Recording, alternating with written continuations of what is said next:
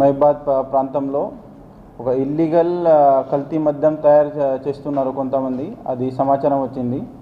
ఆ రిలయబుల్ సమాచారం వచ్చిన వెంటనే మన లోకల్ పోలీస్ వాళ్ళు మన ఇక్కడ ఎక్సైజ్ శాఖ ప్లస్ పోలీస్ అందరికీ అంటే సీనియర్ ఆఫీసర్స్కి చెప్పడం జరిగింది. సీనియర్ ఆఫీసర్స్కి చెప్పిన వెంటనే ఎక్సైజ్ శాఖ, పోలీస్ శాఖ ప్లస్ రెవెన్యూ శాఖ వాళ్ళది కూడా హెల్ప్ తీసుకొని ఇమ్మీడియట్ ఇక్కడ జ్యోతి బసవనగర్ కాలనీ ఇలాందో రోడ్లో ఉంది. అది అక్కడ ఒక ఈనాని రాజగోపాల్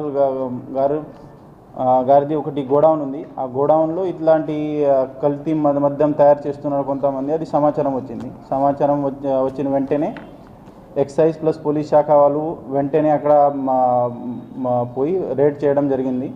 అక్కడ వెళ్ళిన తర్వాత ఒక వెహికల్ ఆ గోడౌన్ నుంచి బయట వచ్చే క్రమంలోనే మన వాళ్ళు అది పట్టుకోవడం జరిగింది.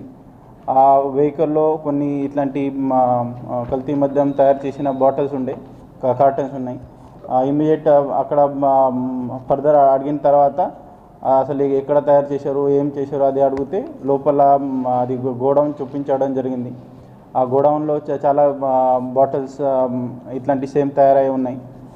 ఆ గోడౌన్ పక్కనే ఇంకొక వెహికల్ కూడా పార్క్ చేసి ఉంది. ఆ వెహికల్లో కూడా ఆల్మోస్ట్ ఫుల్ బాటిల్స్ ప్యాక్ చేసి ఉండేది. సో దీంట్లో అసలు మెయిన్ అక్కడ స్పాట్లో ఆ గోడౌన్ దగ్గర మనం చూస్తే ఈ ముగ్గురు వ్యక్తులకి మనం పట్టుకోవడం జరిగింది. దాంట్లో షేక్ షబ్బీర్ పాషా, జక్కుల రమేష్, ఉర్సు గోపాల్ కృష్ణ.